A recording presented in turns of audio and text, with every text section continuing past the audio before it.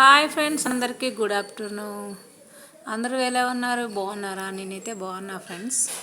ఈరోజు వీడియో వచ్చేసి అయితే చెప్తా కదా, నేను ఎప్పుడైనా అన్నదమ్ముల గురించి అక్క చెల్లెల గురించి చెప్తా కదా. ఎప్పుడైనా అందరూ ఒక్కలాగే ఉండరు ఫ్రెండ్స్. కొంచెం మంది మంచోళ్ళు కూడా ఉంటారు. మంచోళ్ళు అంటే మరీ మంచోళ్ళు కూడా ఉంటారు ఫ్రెండ్స్. ఎందుకంటే అన్నలు అందరూ మనుషులంతా ఒకటే తీరుగుంటే బాగోదు కదా. నేను చూసినంతలో అయితే ఒక దగ్గర అన్నయ్య అయితే తమ్ముడు పిల్లగాలని అసలు ఎట్లా అంటే తన పిల్లగాలంటే కూడా ఎక్కువ చూసుకునే అంత విధంగా ఉంటారు. రియల్గా నేను చూసిందే చెప్తున్నా. అసలు తమ్ముడు కొడుకన్నా బిడ్డలంటే కొద్దిగా ఎక్కడైనా చిన్న చూపేలే అండి. కొడుకు అంటే మాత్రానికి ఇక వాళ్ళని చెప్పలేని ఆనందంగా ఉంటుంది వాళ్ళకి. నేనైతే పప్పు కూర చేస్తున్నా ఫ్రెండ్స్. మీరేం కూర చేస్తున్నారు? కామెంట్ బాక్స్లో కామెంట్ చేయండి, ఓకేనా.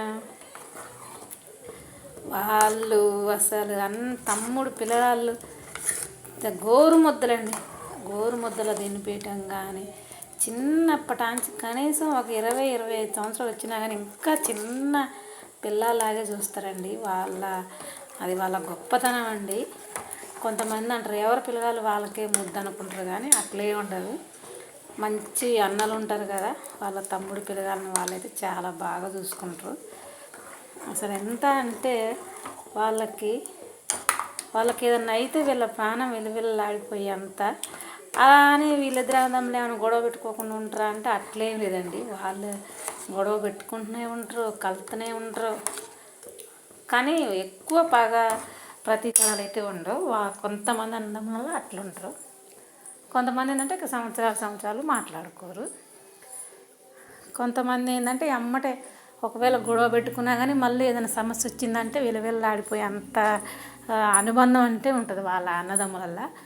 అది మాత్రం రియల్లీ గ్రేట్ అండి. అసలుకి దానికి ఇంత రాద్ధాంతం చేసుకొని మాట్లాడుకోకుండా సంవత్సరాలు పొడిగించుకునే కంటే ఒకవేళ ఏదైనా గొడవ వచ్చినా కానీ మళ్ళీ దాన్ని సర్దుకొని కన్విన్స్ అయ్యి అమ్మటే రిలీజ్ అయ్యి మన అన్న భావం ఎందుకో కొంతమందిలో తన్నుకొని వస్తుంది. ఎందుకంటే అది మానవత్వం అన్న మనసులండి.